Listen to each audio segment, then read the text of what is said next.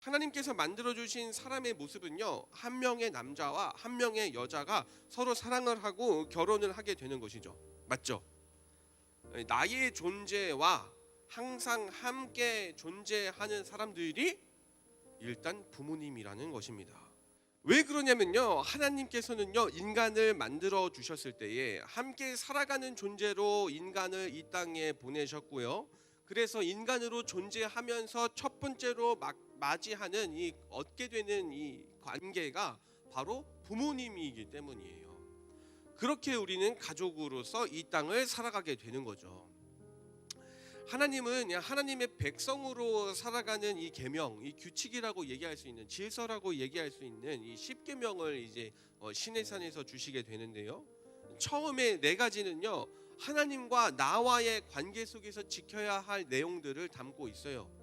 너는 나 외에 다른 신을 두지 말라, 우상을 섬기지 말라, 안식일을 거룩하게 지키라. 하나님과 나와의 관계 속에서 지켜야 되는 것들을 다루고 있고요. 이제 나와 이 함께 살아가고 있는 사람들 사이 속에서 나타나야 되는, 지켜내야 되는 이 첫 번째 이 계명으로요. 다섯 번째부터 시작되는 이 내용들 가운데 첫 번째가 뭐예요? 우리가 잘 알고 있는 제5는 부모님을 뭐예요?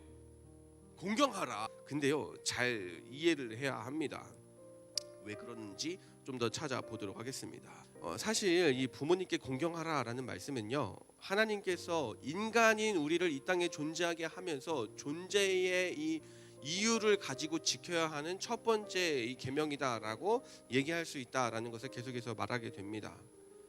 다른 방면에서 말하면요, 부모님을 공경하는 것이 마땅하고 또 그렇게 하는 것이 그리스도인으로 사는 사람들의 삶이다라는 거예요. 그런데요, 만약 이것이 망가지게 되면 어떻게 될까요?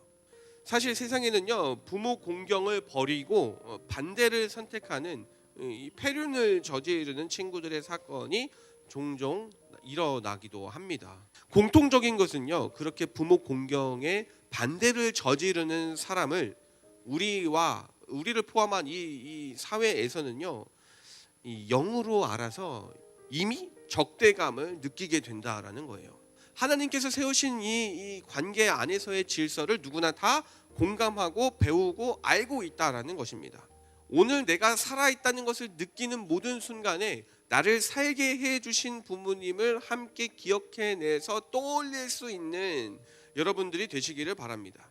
그런데 부모님을 공경해야 된다라는 얘기를 정말 많이 들어서 알고 있는데, 이때 한 가지 질문이 생기게 돼요. 만약 부모님이 믿음과 신앙을 반대한다면요. 하나님께 공경하라는 것이요, 하나님의 뜻이기는 합니다. 하나님의 뜻을 따라서 부모님을 공경하고 순종해야 돼요. 하지만요, 맹목적으로 부모님이 얘기하는 것에 대해서 그냥 맹목적인 순종만 하는 카피캣이 되라는 것은 아니라고 성경이 분명하게 얘기하고 있다라는 거예요. 자녀들아, 어디 안에서? 주 안에서 순종하라라고 얘기를 하고 있었다고요. 그냥 부모님께 맹목적으로 그냥 무조건 예스맨이 되는 것이 아니라 주 안에서 부모님께 순종해야 된다라고 얘기하고 있었다라는 거예요. 많은 친구들이요, 신앙생활을 하고 있는 많은 친구들도 사실 착한 아이로 살아가는 것이 믿음이 좋은 것이다라고 착각을 하게 되는 경우가 간혹 가다가 있어요.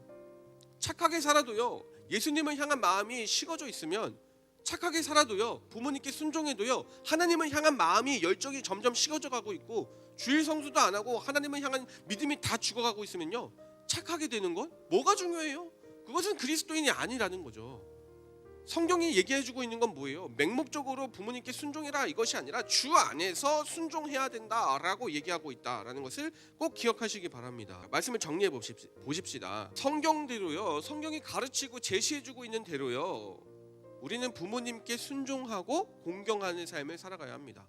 그것이 우리가 살아가는 존재로 마땅히 지켜야 할, 창조주 하나님께서 우리를 불러주신 그 삶, 이 생명, 이 시간이라는 것을 가지고 있는 소유한 사람들이 마땅히 해야 할 일이기 때문이에요. 그렇지만요, 그래도 주 안에서 공경하고 주 안에서 순종해야 합니다. 무엇이 먼저인가를 잘 생각하면 당연하게 이 답을 찾을 수 있을 거예요. 부모님이 나를 태어나게 해주신 것은 맞습니다. 부모님을 통해서 우리는 이 땅에 존재하게 되었어요.